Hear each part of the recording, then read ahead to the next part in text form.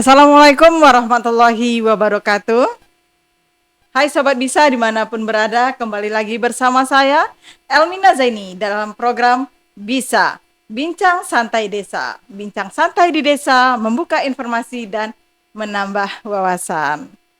Sedikit doa pada hari ini, semoga kita selalu dalam lindungan Allah, dalam keadaan sehat, dan diberikan kebahagiaan dalam menjalani hidup ini. Dan kita doakan juga bagi mereka yang sedang berjuang, semoga selalu diberikan kesabaran, ketabahan, dan berada dalam lingkungan-lingkungan yang positif. Baik, Sobat Bisa dimanapun berada, sesuai dengan jadwal, bahwa pada minggu ini kita akan membahas perihal tentang kesehatan.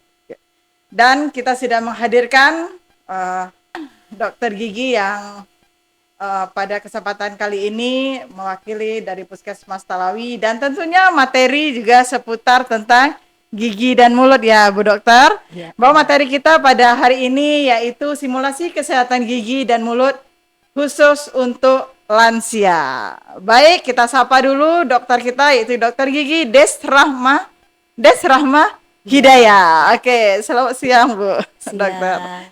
Silakan Bu disapa terlebih dahulu sobat kita yang berada di rumah. Jadi sobat Bisa ya, Bu Dokter, silakan. Halo sobat Bisa. Selama nanti beberapa saat ke depan kita akan bicara tentang gigi dan mulut khususnya lansia ya. Baik Bu Dokter, biasanya ini kebanyakan kita kalau berbicara tentang lansia ini yang kita perhatikan yaitu bagaimana pola makannya, bagaimana kesehatan jantungnya, ginjal, pokoknya penyakit yang di dalam. Karena biasanya itulah yang melekat pada lansia. Tetapi kita lupa bahwa gerbangnya ini ternyata penting ya Bu Dokter. Mungkin dapat diterangkan Bu Dokter seberapa pentingkah kesehatan gigi dan mulut ini bagi lansia, sehingga ini juga merupakan satu tema atau satu materi yang diangkat oleh Puskesmas Talawi dalam kerja sama kita antara Podcast Bisa dengan Puskesmas Talawi. Silakan Bu Dokter, dijabarkan tuh Bu Dokter. Ya oke, terima kasih. Untuk gigi dan mulut itu sendiri ya, khususnya untuk lansia, tentu kalau untuk lansia memang secara usia itu sudah di atas 60 tahun ke atas. Tentu kalau ketika sudah di atas 60 tahun usia seseorang, tentu kemampuan tubuh ada yang berkurang ya, terutama kalau untuk di gigi kemungkinan pertama fungsi pengunyahannya sudah berkurang karena banyak gigi yang hilang, mungkin banyak gigi yang berlubang karena memang kan usianya sudah lama, jadi giginya sudah dipakai lama, jadi bisa saja ada ada kerusakan gigi yang menyebabkan giginya tanggal atau giginya hilang, atau bisa juga memang kondisi giginya baik tetapi keadaan sistemiknya si lansia ini punya sakit-sakit yang mengharuskan minum obat terlalu banyak. Jadi kalau ketika lansia minum obat terlalu banyak, efeknya ada di mulut. Salah satunya itu mulutnya kering, namanya serostomia kita. Karena terutama untuk lansia-lansia yang meminum obat darah tinggi. Biasanya kalau minum obat darah tinggi, efek sampingnya ke rongga mulut, produksi air ludahnya berkurang. Ditambah juga lansia ini kan biasanya giginya habis, giginya hilang, jadi biasanya makan makanan yang lunak-lunak saja, jadi otot pengunyahannya tidak bekerja seperti layaknya kita yang ada giginya. Nah, karena otot di rongga mulutnya tidak bekerja maksimal, produksi air ludahnya juga minimal. Kalau produksi air ludahnya minimal, mulutnya jadi kering. Mulutnya jadi kering, resiko untuk gigi berlubangnya lebih tinggi. Makanya dia akan berputar terus tuh di situ di lingkaran. Jadi giginya habis, terus nggak ngunyah. Karena nggak ngunyah, produksi air ludah menurun. Karena produksi air ludah menurun, dia gampang lubang giginya. Terus habis lagi giginya berputar. Saya ditambah kalau misalnya lansianya ada konsumsi obat darah tinggi atau banyak obat yang diminum, efek sampingnya atau juga bisa pada lansia yang ada diabetes atau sakit gula, itu biasanya cenderung rongga mulutnya itu giginya banyak yang goyang, karena memang ketika kalau sudah apa namanya, ada sakit diabetes, tulangnya itu tidak sekuat tulang yang orang yang tidak ada riwayat diabetesnya gitu. diabetesnya. Gitu sih kalau untuk lansia, efeknya jadi berputar-putar di situ dan kompleks jadinya. Iya, Gitu. berarti salah satu faktor penyebab gigi murah tanggal di lansia ya, Mm-mm. itu faktor mengkonsumsi obat ya, Oh terutama bukan, bukan ya? bukan. Jadi sebenarnya kenapa lansia? Jadi kalau misalnya kita bicara tentang kenapa lansia banyak giginya yang hilang, Iya. itu balik lagi kita mundur ke usia sebelum lansia. Biasanya kalau banyak mitos di kalangan masyarakat, gigi pada orang yang lanjut usia itu normal giginya habis. Sebenarnya enggak. Iya. Eh, Penyakit gigi dan mulut, rongga mulut, baik itu lubang gigi atau gigi goyang, itu biasanya adalah yang terjadi di lansia ya, itu adalah akumulasi dari kebiasaan atau perilaku merawat gigi di usia-usia sebelumnya. Jadi ketika misalnya lansia itu ketika eh, dewasa muda, ketika dia masih dewasa, beliau masih dewasa, itu kalau Seumuran perilaku, kita nih ya nah berarti. ya seumuran kita, kalau perilaku menyikat gigi atau kok menyikat gigi, konsumsi makanan manisnya itu di batas normal, harusnya ketika lansia dia punya minimal 20 gigi. Karena menurut 20 Kemenkes gigi. harusnya setiap lansia itu diharapkan minimal punya 20 gigi supaya fungsi pengunyahannya, fungsi estetik, fungsi bicara itu optimal. Kalau kurang dari itu biasanya tidak optimal. Makanya diharapkan sebelum sampai ke fase lansia, masyarakat kita ini, termasuk kita nih yang Iya. muda-muda, menjaga giginya dengan sebaik mungkin. Jadi yang lubang ditambal dulu, yang apa namanya, eh, yang gigi supaya mencegah giginya tidak goyang itu dilakukan pembersihan karang gigi atau segala macam yang rutin gitu setiap 6 bulan sekali gitu. Iya. eh di usia lansia ini, di usia kita ya, di usia kita ini mempengaruhi untuk Lansia. lansia nantinya. Oh, yang jadi pertanyaan kami nih, Bu Dokter, apakah kesehatan mulut dan gigi ya, kalau di lansia pada umumnya seperti yang kita ketahui tadi sudah pada tanggal gitu ya, dan dalam perawatannya bagaimana cara perawatan gigi pada lansia yang giginya sudah tanggal tadi? Kalau gigi berlubang itu bisa ditambal gitu.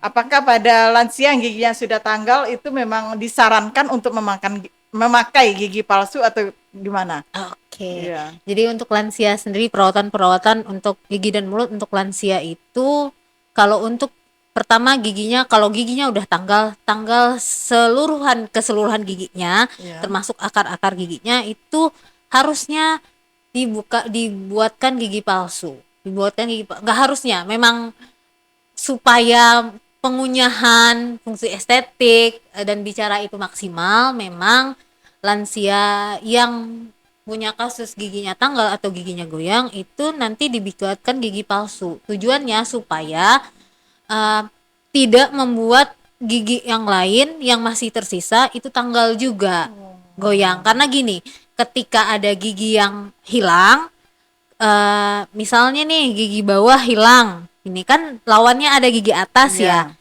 Gigi atasnya ketika gigi bawahnya hilang, gigi atas ini nggak punya teman. Si gigi Iya. itu dia punya kecenderungan untuk mengisi ruang, dia mencari harus ada kawannya. Kalau nggak ada kawannya, dia akan turun, yang atas akan turun mencari temannya gusi. Jadi yang gigi atas yang sebenarnya sehat jadi karena turun dia goyang tanggal, jadi lebih banyak gigi yang goyang. Perawatannya apa kalau misalnya gigi yang tanggal, gigi yang hilang, buatkan gigi palsu. Buatkan Gitu. gigi palsu. Buatkan gigi palsu. Iya, Gitu. ternyata gigi palsu ini tidak hanya membuat lebih indah ya, Tapi membuat lebih memang indah, namun ini sangat penting karena ini terkait juga dengan apa yang kita konsumsi ya, Bu ya. Dokter. Kalau tidak ada gigi, otomatis yang kita konsumsi, yang kita masukkan ke dalam tubuh kita itu tentunya terbatas. Ya, benar. Terbatas ya. Benar.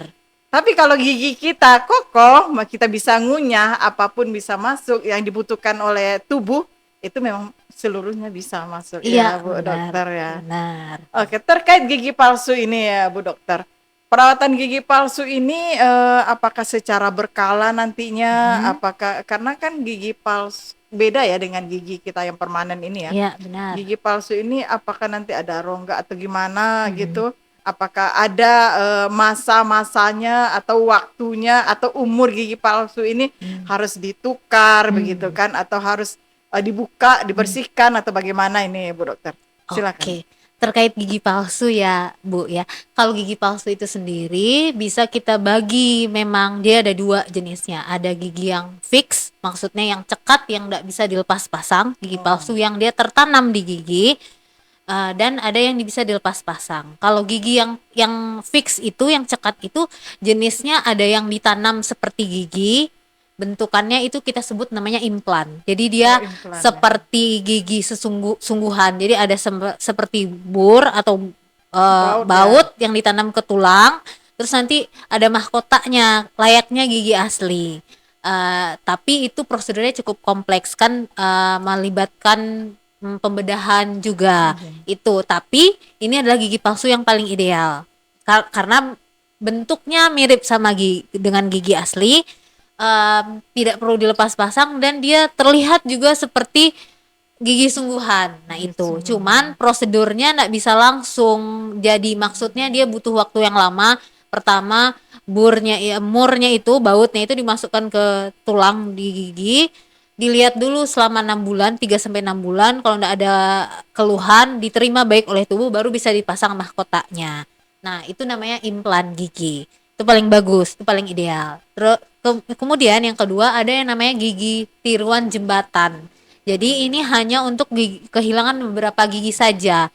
Jadi gigi yang hilang diganti dengan gigi baru, tetapi gigi yang hilang itu mahkotanya saja di atas, kemudian gigi di samping yang hilang itu dipasang gandengan mahkota juga, namanya bridge. Kalau mungkin teman-teman bisa lihat di googling bridge, dental bridge atau gigi tiruan jembatan. Nah ini dia cekat, jadi nggak perlu dilepas pasang. Jadi pasiennya kan kalau nggak lepas pasang kan nggak repot, jadi makan tidur layaknya gigi biasa juga. Cuman memang ketika kita memilih gigi tiruan yang jembatan ini, gigi sebelahnya yang sehat harus sedikit diasah untuk cengkraman giginya gitu. Cuman ini ideal juga, nggak perlu dilepas pasang, nggak repot pasiennya. Terus ini itu yang tadi dua tadi yang cekat, yang lepasan ini yang layaknya biasa, yang biasa kalau kita lihat nenek-nenek atau ada yang seumuran masih muda pakai gigi palsu yang dilepas pasang ketika tidur dilepas, terus ketika makan, minum, berbicara itu misalnya dipasang. Nah itu jenisnya ada lagi, ada yang bentuknya sewarna gusi, itu yang dari akrilik atau sejenisnya, termosen segala macam. Ada yang bentuknya sewarna gigi, ada yang bentukannya metal plat gitu, metal. Nah kalau yang plat metal itu biasanya lebih tahan banting, karena kan kalau metal dia jatuh nggak patah. Kalau yang bentukannya sewarna gusi biasanya kalau jatuh itu patah gitu. Terus untuk perawatannya, nah ini yang sering terjadi nih di puskesmas. Saya juga sering menemukan kasus-kasus seperti ini, pasien-pasien yang punya gigi palsu yang lepasan merasa gigi ini cekat, jadi nggak dilepas. Namanya saja kan gigi tiruan lepasan. Gigi tiruan lepasan artinya ada waktu gigi ini dilepas. Nah, gigi palsu yang lepasan itu dilepasnya ketika malam sebelum tidur. Jadi di malam harus dilepas. Kenapa harus dilepas? Supaya gusinya istirahat. Kan dipasang gusinya ketekan. Dan kalau nggak dilepas ketika tidur, gusinya nanti kemerahan. Terus membersihkannya juga sulit. Jadi malam itu sama seperti gigi kita, gigi tiruan itu malam dilepas, disikat, kemudian disimpannya di dalam air dalam wadah, taruh gelas, terus taruh gigi palsunya. Ada campuran lainnya tuh. Tidak, Oh, tidak tapi ya. memang ada juga di apotek biasanya jual untuk cairan perendam gigi Cairan. palsu boleh. Kalau nggak ada juga pakai air. Nah, Yang penting perawatan nggak boleh kering ya, Bu. iya. Nah, ini juga perawatannya itu sama seperti gigi kita, gigi palsu juga harus disikat 2 kali sehari, pagi dan malam sebelum tidur. Tapi kalau gigi kita disikat dengan pasta gigi, kalau gigi palsu ini disikatnya nggak boleh pakai pasta gigi. Karena pasta gigi itu ada bahan abrasif. Nanti Oh, kalau disikat ke ke gigi palsunya, nanti gigi palsunya itu apa namanya, terkikis ya. terkikis, jadi ada bolongan-bolongan mikro Iya. di sana nanti, jadi sisa makanan atau kuman-kuman nyangkut di situ nanti bikin gigi palsunya bau. Nah, jadi dicucinya pakai sabun cuci piring atau sabun cuci tangan. Nah, mencucinya juga nggak bisa sembarangan, kan tadi gigi palsunya terutama untuk gigi palsu yang tidak bahan metal ya, itu kan gampang patah. Jadi harus di air mengalir dan di bawahnya ditaruh wadah isi air. Jadi ketika jatuh ndak langsung Nggak. ke lantai Ah, atau ke tempat yang iya, keras jadi iya. patah gitu. Jadi itu yang perlu diingat untuk pengguna gigi palsu. Gitu. Iya. Kita kembali tadi terkait kesehatan gigi dan mulut tadi untuk lansia ya, Bu Dokter. Nih, terlepas dari gigi palsu udah panjang lebar nih, sehingga kami tidak punya pertanyaan lagi terkait gigi palsu. Bisa Oke. sambil berjalan nanti lagi. Ya. Eh, Cara mengatasi keluhan yang seperti Bu Dokter sampaikan tadi bahwa karena kalau pada lansia yang giginya sudah tanggal tadi itu kan produksi air liurnya itu sedikit ya. Iya, benar. Sedikit sehingga bisa mungkin kekeringan ya, Iya. kekeringan pada mulut. Itu bagaimana cara mengatasi keluhan mulut kering yang sering membuat lansia tuh sulit makan dan Iya. menelan gitu. Karena kan menelan kita butuh air Iya, liur benar. juga. Benar. Ya, untuk Ketika oli ya. iya, seperti oli, Oli. benar. Benar. Jadi Heeh. air ludah itu kan melumuri apa rongga mulut kita Iya, supaya basah gitu ya. basah. Dan memang air liur ini memang punya sifat yang apa ya? Dia ada antibodinya di sana, lengkap sudah. Memang Iya. Allah sudah menciptakan sedemikian rupa air liur. Nah, kalau misalnya air ludahnya ini sedikit, apa yang dilakukan? Pertama, tentu konsumsi air putih. Konsumsi air putih, kemudian perbanyak konsumsi serat. Cuman kan memang kadang ke lansia untuk konsumsi serat itu agak susah karena kan serat ini dia harus dikunyah. Beda kan kayak buah, sayur itu kan bentukannya nggak seperti bubur ya. Nah, Iya. memang perbanyak konsumsi serat dan apa namanya dan air putih dan perlu untuk lansia itu kadang kita sebutnya senam otot, senam wajah. Jadi ada titik-titik di wajah kita ini yang perlu dilatih supaya mengeluarkan air ludah. Kayak seperti misalnya kalau di belakang gigi geraham terakhir yang atas di sekitar sini, di sekitar pipi sini itu ada muara kelenjar air liur. Jadi itu perlu dipencet.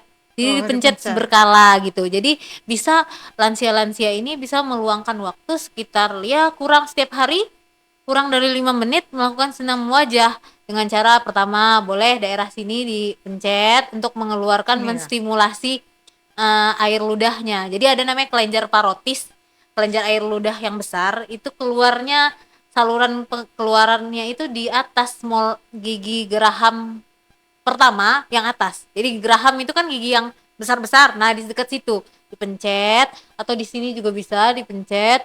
Terus di sini juga dipencet gini karena di sini ada kelenjar mayor juga. Terus kemudian lansia ini bisa juga nggak lansia aja sebenarnya. Kita juga bisa Kita. itu senam latihan buka tutup mulut, kemudian meniup. Itu kan menggerakkan wajah atau kalau malas bisa pilihannya mengunyah permen karet.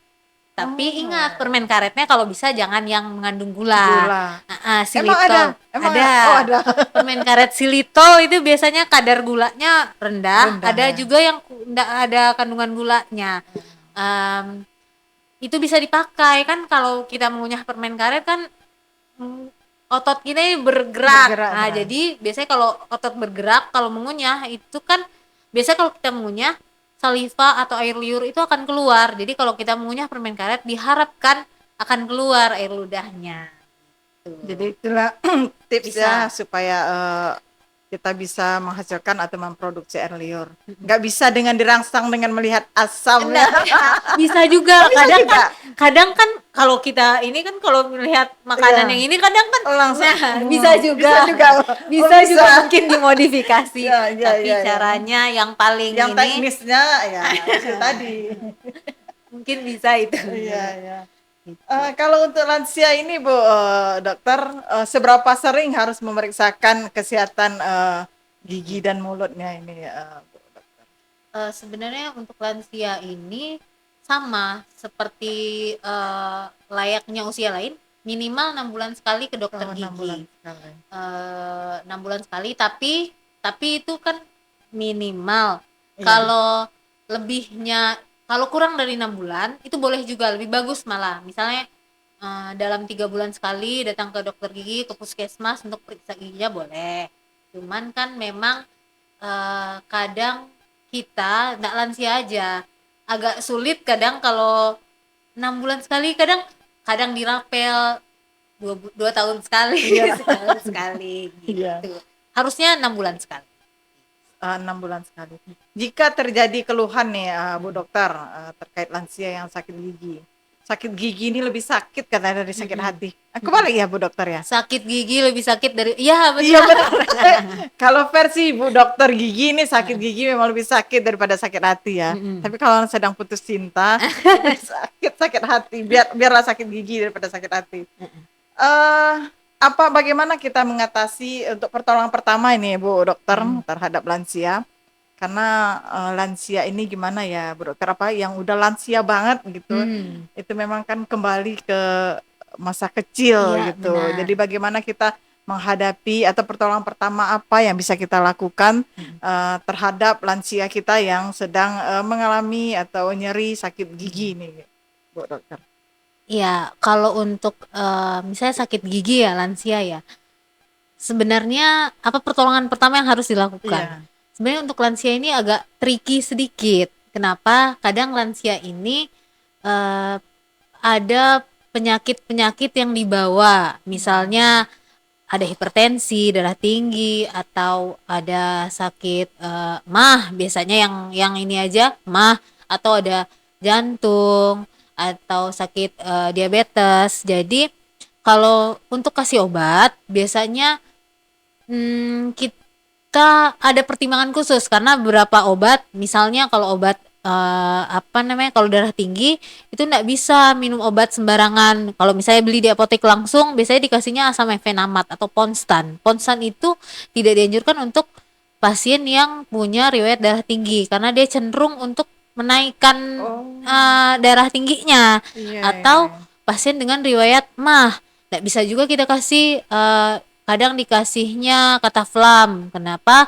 Nggak bisa, karena kataflam itu akan buat sakit lambungnya tambah parah. Jadi kalaupun tetap harus minum obat, obat yang paling aman untuk lansia dan untuk yang punya penyakit penyerta lebih baik kasih parastamol dulu aja. Paracetamol, cari aman dulu ya Memang ya, untuk pertama-pertama ya. tapi memang ya parastamol ini kan sebenarnya dia adalah obat anti nyeri sama anti panas. Tapi anti demamnya ini lebih tinggi persentasenya Iya. dibandingkan dengan anti nyeri. Tapi untuk yang lebih aman, untuk sementara boleh kalau misalnya lansianya sakit giginya malam, misalnya nggak sempat, nggak bisa ke fasilitas kesehatan atau mencari pertolongan pertama, boleh dikasih parastamol aja. Mungkin besok paginya bisa datang ke puskesmas atau ke klinik dokter gigi gitu. Yang paling amannya memang parastamol kalau dikasih untuk obat ya. Atau bisa juga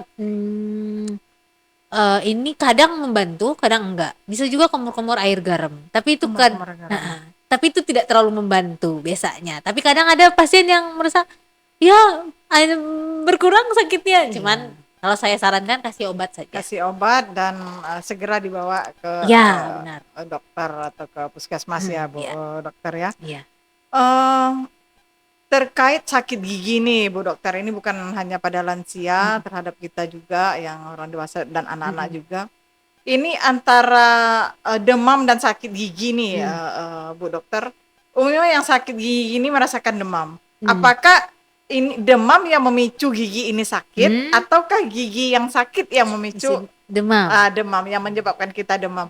Nih makanya kebanyakan juga nih ada beberapa pemikiran ya di tengah-tengah masyarakat kita bahwa kalau dia sakit gigi, nih sedang sakit gigi nih, udah dinginkan badannya, maksudnya obati demamnya, gitu. Apakah bagaimana keterkaitan antara demam dan sakit gigi nih, Bu Dokter? Biasanya kalau untuk biasanya kalau di kedokteran gigi, demam itu disebabkan karena giginya infeksi. Jadi gini, enggak di kedokteran gigi aja. Ketika kalau di ketika ada infeksi di tubuh kita, biasanya baik itu infeksi bakteri atau infeksi virus, biasanya cenderung tubuh itu ada sinyalnya. Sinyalnya apa? Demam. Biasanya kalau untuk di gigi itu, kalau misalnya giginya sedang ada infeksi, biasanya ditandai dengan bengkak atau keluar nanah. Itu biasanya demam. Terutama misalnya kalau lansia ya, kalau yang biasanya kalau untuk lansia yang ada infeksi gigi itu yang tiba-tiba bengkak. Iya. Nah, bengkak pipinya, bengkak besar sebelah, itu biasanya ada demam karena memang tanda-tanda sinyal dari tubuh kita kalau dia tidak baik-baik saja itu adalah demam. Demam, Gitu. ya. Tapi tidak selalu. Memang ada juga yang dia sakit gigi tapi tidak demam. Tapi biasanya kalau sudah bengkak, sudah ada infeksi, apalagi ada keluar nanah di gusi atau di gigi, biasanya disertai dengan demam. Gitu. Jadi demam itu disebabkan karena ada sakit gigi. Itu merupakan sinyal dari tubuh kita kalau tolong saya sedang tidak baik-baik saja. Gitu. Sebenarnya gitu. Ya, Gitu. berarti memang sakit gigi atau ya mungkin terjadi infeksi atau apa, itulah yang menyebabkan kondisi sinyal tadi ya, sinyal ke tubuh dengan kita demam. Jadi demam itu adalah sinyal dari tubuh. Jadi apapun demam, ya. Gitu. Ini satu bukan ilmu ya, informasi yang sangat menarik Iya, benar. terkait demam. Keterkaitkan gigi dengan demam ya, Bu Dokter. Ini sekarang keterkaitan untuk kesehatan gigi ya, kesehatan mulut terhadap penyakit-penyakit tubuh yang lainnya. Apakah apa hubungannya gitu, Bu Dokter, untuk kesehatan mulut, kesehatan gigi, apa hubungannya dengan penyakit-penyakit yang lain? Sehingga untuk kesehatan mulut dan gigi ini juga merupakan suatu perhatian khusus ya dari pihak dari dinas kesehatan kita, dari puskesmas, dari Bu Dokter juga ternyata memelihara kesehatan gigi pada lansia pun tetap diperhatikan. Kalau kita kan beranggapan untuk lansia ini sudahlah giginya memang sudah masanya tanggal, sudah masanya memang harus copot gitu. Ternyata kesehatan mulut dan gigi ini berpengaruh terhadap penyakit lain. Ini apa hubungannya nih, Bro? Mungkin bisa disampaikan. Oke, jadi gini, gigi ini kan sesuatu yang tertanam di tulang. Nah, gigi ini kan bagian dari tubuh. Setiap bagian tubuh itu punya pembuluh darah dan syaraf ke setiap bagian tubuh. Jadi gigi dia tertanam di tulang. Ujung akar gigi itu ada pembuluh darah sama pembuluh syarafnya. Nah, ketika giginya lubang, bakteri masuk, kuman-kuman masuk ke dalam lubang itu, nanti si bakterinya bisa masuk ke pembuluh darah lewat pembuluh darah yang ada di gigi. Nah, nanti si bakteri itu bisa juga, kan darah ini mengalir ke seluruh tubuh ya, Bu ya. Iya. Mengalir ke seluruh tubuh terus kembali ke jantung. Nah, bisa jadi kuman-kuman yang ada di gigi tadi masuk ke pembuluh darah, dia bisa sampai jantung. Nah, itu nanti bisa ada infeksi namanya endokarditis. Itu bisa menyebabkan infeksi dari infeksi bakteri di jantung, tapi bakterinya ini berasal dari pembuluh darah. Biasanya kalau udah lansia kan kadang ada sakit jantung, makanya kadang kalau pasien-pasien yang perlu operasi jantung atau sakit jantung, biasanya giginya dibersihkan dulu. Jadi dibersihkan dari karang gigi, dibersihkan dari gigi berlubang, atau yang ditambal, yang lubang perlu ditambal dulu. Biasanya gitu. Jadi pengaruhnya adalah si bakteri di mulut itu bisa mengalir ke pembuluh darah sampai ke jantung. Sampai Gitu. ke jantung. Iya, bisa. Tapi nggak selalu ya, maksudnya bukan selalu kayak kalau misalnya dia ada gigi berlubang pasti dia sakit jantung, enggak, tapi bisa resikonya lebih Memicu juga tinggi ya, bisa ya. memicu ya, Iya, benar iya, itu. iya.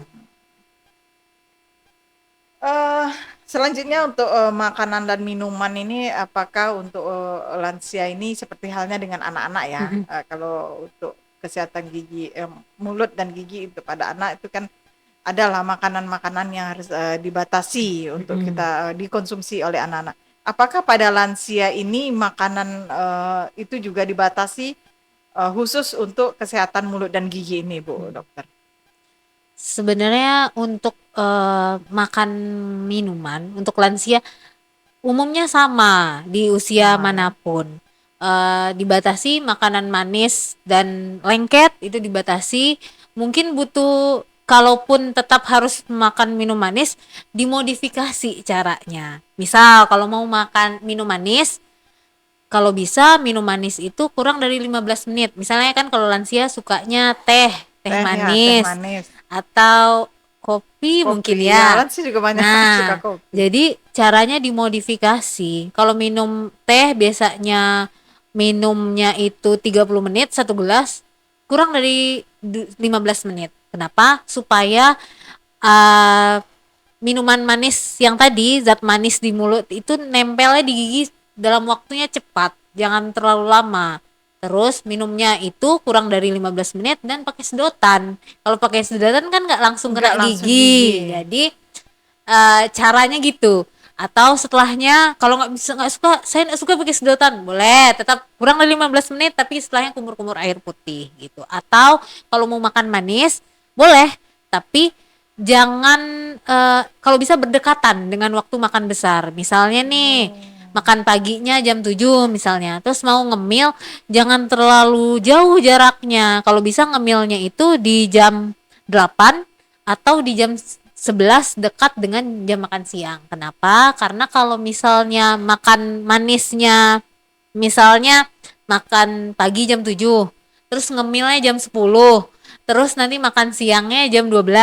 Itu kan ada jaraknya 2 Iya, jam 2 jam. Berarti eh, waktu kontak makanan dengan gigi itu ada fase naik turunnya. Kalau bisa itu kalau makan manis dekat dengan makanan berat, karena ketika kita makan apa namanya, rongga mulut kita itu asam. iya. Jadi asam kalau kita makanannya berdekatan, makanan ngemil, makan besar dekatan kan asam sekalian. Jadi nak naik Iya. turun. Karena gini, gigi itu adalah material terkuat di dalam tubuh tapi tidak tahan asam. Kalau asamnya terlalu banyak, dia rentan untuk berlubang. Jadi dimodif. Boleh ngemil, tapi berdekatan dengan makan besar. Boleh minum manis, tapi kurang dari 15 menit waktunya. Atau Terus, pakai pipet, ya, jangan langsung bersentuhan dengan gigi ya, ya. atau jangan dikulum. Biasanya orang Oh, minum teh ditahan dulu di dulu mulut, baru baru harusnya nikmati dan ada ah sedikit ah ya, harusnya langsung ditelan saja, langsung jangan ditelan. Iya, kan iya, ada iya. yang cenderung begitu Iya. gitu. Dimodif sih kalau Iya. saya. Ya itulah caranya ya, kiat-kiatnya Mm-mm. ya, Bu Dokter. Mm-mm. Selanjutnya untuk lansia ini, Bu Dokter, bagi lansia yang tidak bisa merawat dirinya sendiri, Mm. maksudnya bisa dikatakan mungkin udah renta ya. Ya. Mm-mm. Kita sebagai keluarga, bagaimana cara kita merawat terkhusus untuk perawatan gigi lansia ini? Apa yang harus kita lakukan? Bagaimana kita cara merawatnya terhadap lansia kita yang sudah renta, Ya. renta sangat gitu, yang tidak bisa merawat diri lah gitu. Gimana ini, Bu Dok? Kalau misalnya untuk caregivernya yang merawat lansianya, Iya. sama tetap disikatkan. Kalau untuk khusus gigi dan mulut, disikatkan giginya.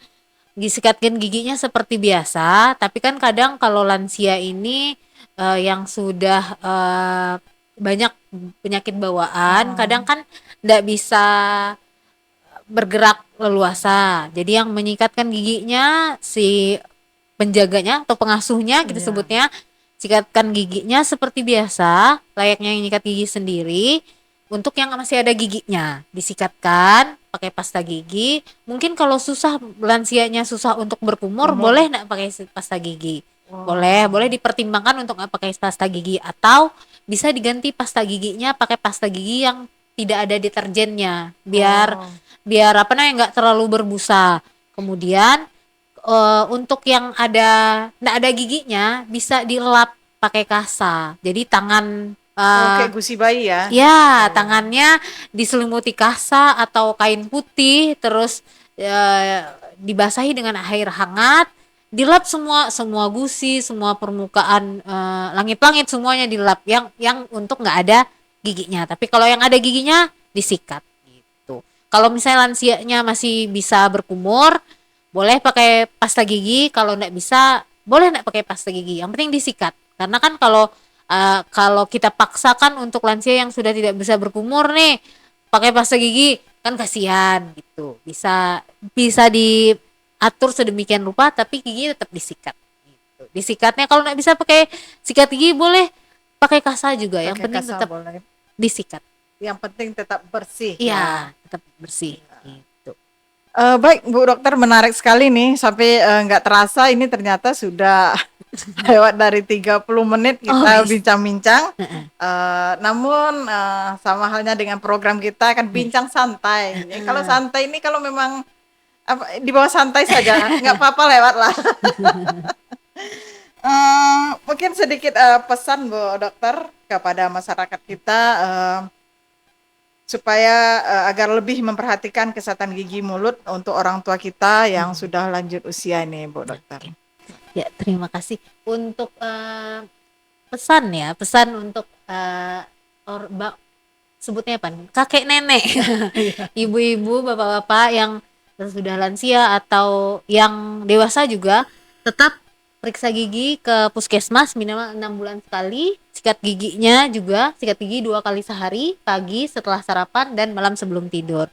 Kemudian untuk yang menggunakan gigi palsu, boleh gigi palsunya juga dilepas saat malam, dipakai siang ketika ngebicara, makan itu dipasang, kemudian malam harus dilepas dan disikat juga, diperlakukan gigi palsunya layaknya gigi asli ya.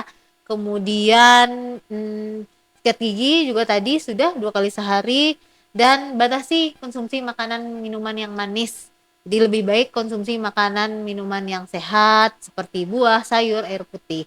Kurangi teh, kopi, gula yang memang itu enak, tapi Ya, perlu dikurangi. Itu perlu saja gitu. Saya dikurangi. tunggu kunjungannya ke Puskesmas Talawi. Puskesmas Talawi Ya. itu ya.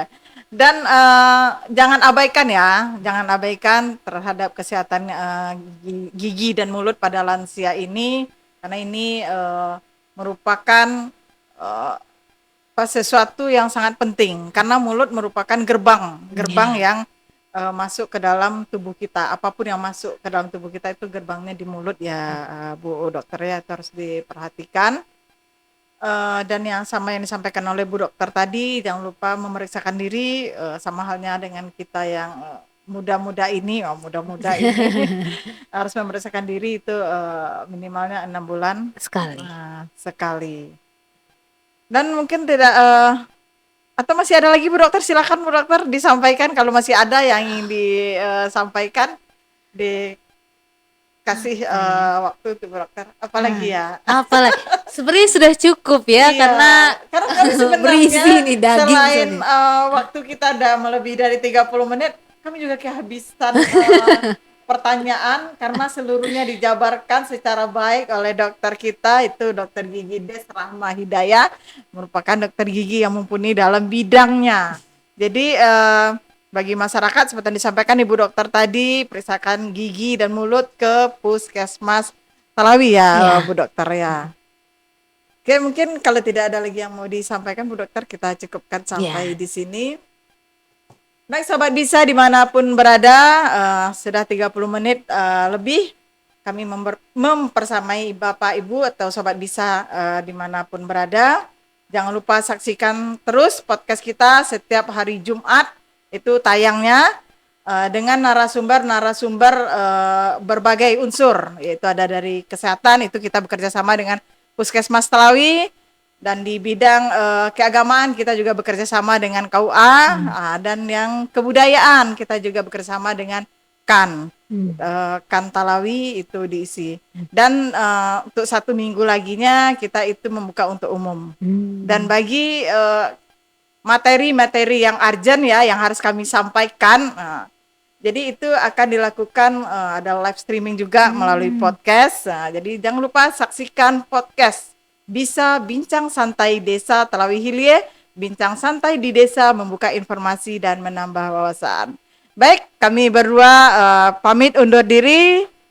Sampai bertemu di podcast selanjutnya. Wassalamualaikum warahmatullahi wabarakatuh.